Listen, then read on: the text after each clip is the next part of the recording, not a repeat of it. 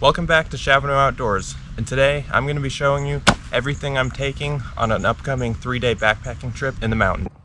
For each item that I talk about in this video, I'll put it up on screen over here with the price and the weight so that you guys can know, and then for anything that I can, I'll link down below in the description and my Amazon affiliate. So if you click on one of those links and buy a product, it'll help me out a lot at no extra cost to you, so I would greatly appreciate it. So the first thing that I'm taking are going to be trekking poles. These help relieve a lot of weight off of your back and your shoulders by putting it onto your arms, and it also reduces the impact of the trail. The next item I'm going to be taking could be argued to be one of the most important items that you take on a trip, and that's going to be your footwear.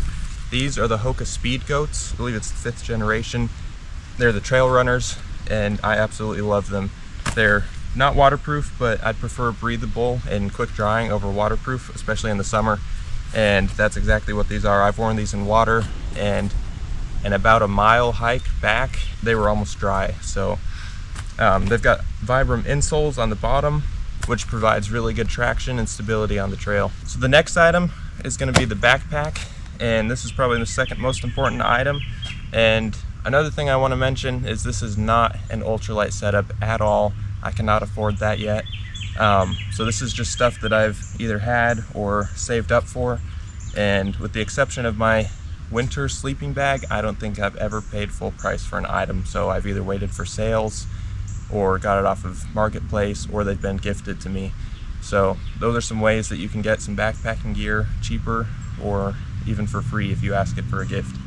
So this backpack is the Mystery Ranch Bridger 65, and I don't have too much experience with other backpacks other than cheap ones, but I'm super happy with it.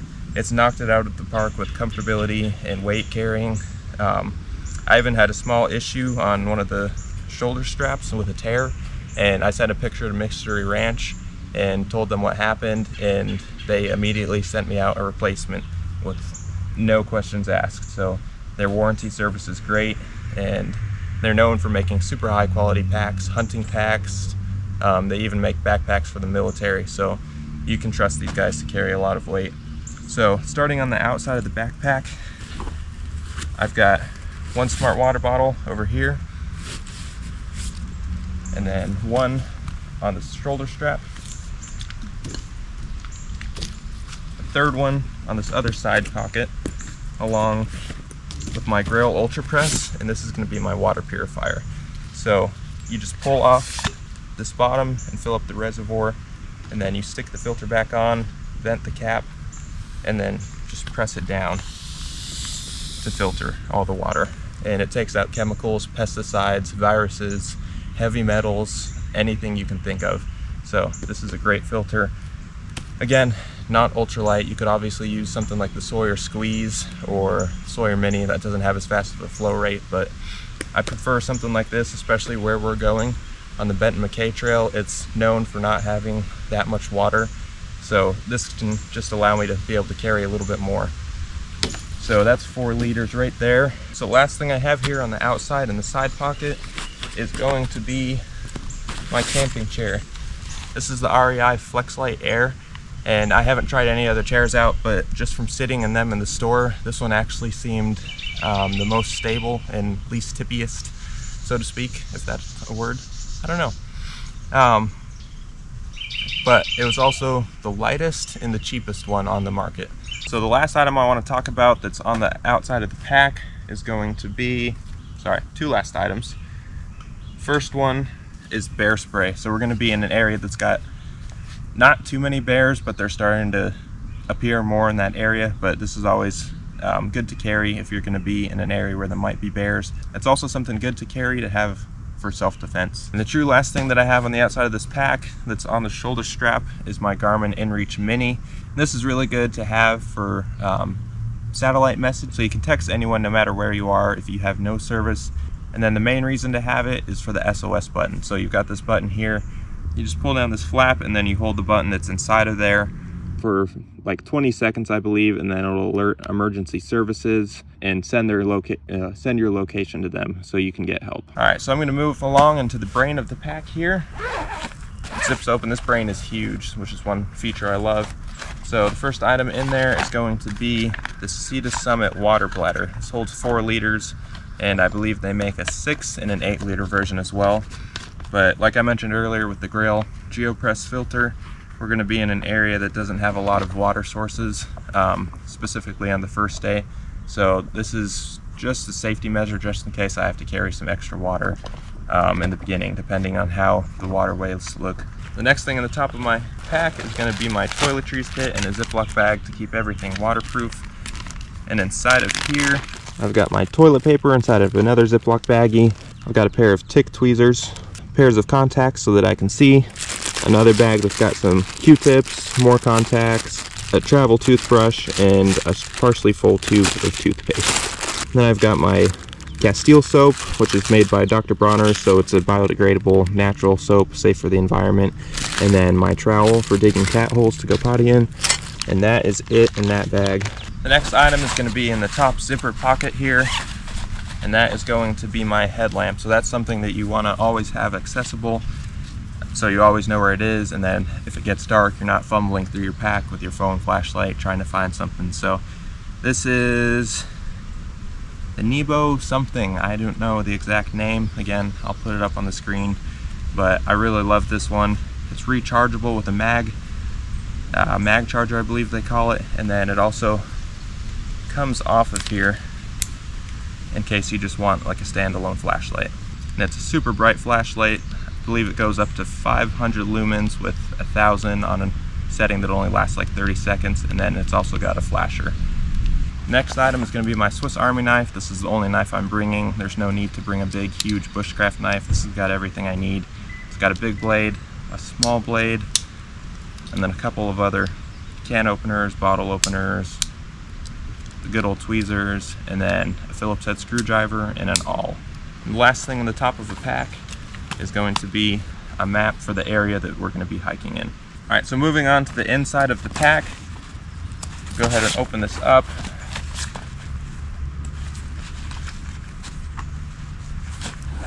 The first thing I have in the top of my pack is going to be all of my camera stuff. So nothing too exciting, just a bunch of extra batteries and then a couple of mounts and charging cables. And then below my camera in the pack, I have everything inside of a Tyvek garbage bag, just to keep it waterproof. So I use that as my rain liner instead of Nylofume or another pack liner. So the first item inside of my pack liner is going to be my rain jacket. This is the Kutana Storm Shell by Kuiu. It's a hunting brand. They specialize in ultralight hunting gear. It's their version of Gore-Tex, but it's basically the same thing. So I want to get a lighter jacket at some point because this one's pretty thick and heavy. It's made more for colder conditions, but that's what I have right now, so that's what I'm taking. And underneath that, I have my food bag. And I'm not going to completely go through this now. I'll do a separate video on that. And then below my food bag on the inside is going to be my ditty bag, I guess you'd call it. So this is a pack from Tough Possum Gear. They make bushcraft gear, but it's a super lightweight, durable bag, and it worked perfectly for what I needed it for. So the first thing I have inside of here are going to be 2 decks of waterproof cards so that we can play some games at the end of the day after we eat dinner and we're just hanging around camp and relaxing. Then I've got another small bag inside of that, and inside of here I've got all of my charging cables that I need for my flashlight, my camera, my phone, my power bank, any other thing like that. And then in the center here I've got my compass just in case I need to navigate with my map and my GPS doesn't work. And then in the top here I've just got some waterproof fire starting packs. I've got some duct tape and super glue in case I need to repair any gear. And then I also have some chapstick. The last thing I have inside of this bag is going to be my power bank. This is just a cheap Chinese power bank, but it's pretty cool because it's got a foldable solar panel that comes out and it can charge in the sun. It is actually charging right now here in the shade. And I believe this will last up to, I think it'll charge my phone 3 times, but it's plenty for what I need. And then if it does run out, I can just hang it on the back of my pack while we're hiking and let it charge up in the sun all day. So the next thing that I have is going to be my extra clothes. I'm not taking too much. I've just got a pair of wind pants that are waterproof for rain. So we're going to be on the Benton MacKaye Trail, which is a ridge trail, so there's a high chance that there's going to be some wind and maybe rain. These are the North Face wind wall pant. I actually picked these up at Ross for a really good deal off the original price. So those are my wind pants. The next clothes item I have is going to be my shorts. These are just a pair of Puma athletic shorts. They've got a mesh liner on the inside. This is just something I can change out of my sweaty clothes at night and sleep in. So super lightweight pair of shorts. And I've got a spare pair of underwear. Then the next item is just a spare cotton shirt. Again, I normally don't advise cotton for hiking because it holds on to moisture and can make it heavy. It can cause chafing, and in the winter time it can cause you to freeze. But this is just for sleeping in and hanging out at night. And it's super light. The next item that I should have in my pack, which is not in there, I don't know where it went, it must be at home, but it's an extra pair of Darn Tough socks. I absolutely love these socks. I got rid of all my other socks and this is pretty much all I wear now. So they don't stink even after you've been using them and wearing them for a while. And they've got a lifetime warranty, so as soon as you get a hole or a rip in one, you can send it back to them and they'll replace it completely free. They're made out of a blend of merino wool and spandex, so they're super comfortable. Wool is not like it used to be, all scratchy and itchy, but it's super soft. I'm wearing a pair now here, and they're super comfortable and moisture wicking and keep you warm and dry. Next thing in my pack is going to be my first aid kit. This is just a cheap first aid kit from Walmart. I think it was the Hiker first aid kit, but I've added a couple extra things inside, like a small rat's tourniquet, some potable aqua tabs for purifying water just in case my filter fails. That's always a good thing to keep. I've got an Ace, or a tiny mini Ace bandage wrap, and then some sunscreen or some things that I've added, and then just the normal gauze pads, sunscreen, bug bite medicine, aspirin, all the normal stuff like that. Alright, so the last items in my pack is going to be my shelter system. So we'll start with my sleeping pad here. This is the, I don't know exactly how to pronounce it, but it's the Fajol, I believe, Winterlight, or not Winterlight, Fajol Ultralight XL pad from Ammock. They make a Lifelite hammock that I'm going to be taking on this trip. The next part of my sleep system is going to be my pillow, and this is My Pillow. Literally My Pillow. It's My Pillow brand. This is their travel version, and one thing I've learned about sleeping outside when you're camping is if you try to mimic the same way that you sleep at home, you'll have a much better sleep in the outdoors. So this is just their travel pillow. Super comfortable, it's firm, you can kind of mold it to whatever shape you want, and then if you had to, it can compress and pack up pretty small, and it's also very lightweight. The next part of the sleep system is going to be the hammock itself. This is the Ammock Drommer 5.0. It's a lay flat hammock from Norway. This is my favorite way to sleep in the outdoors. This is not a light hammock at all. They make an ultralight version, so I hope to eventually get that one day when I can save up enough money. But for now, this is what I'm going with. It's only a 3-day trip, so I can go a little heavier.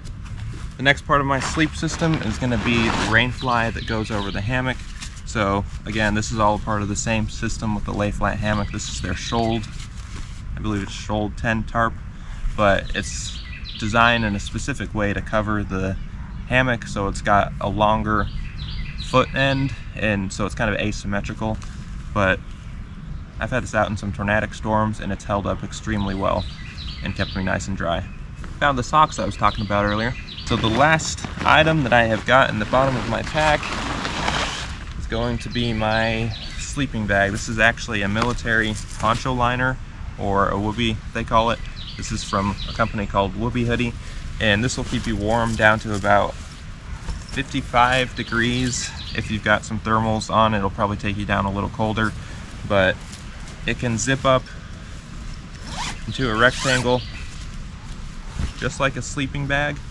But what I like to do is just partially zip it up like that, and then I'll stick my feet in the zippered area, kind of like an overquilt, and then just use it as a blanket. So this is a super lightweight option for summertime.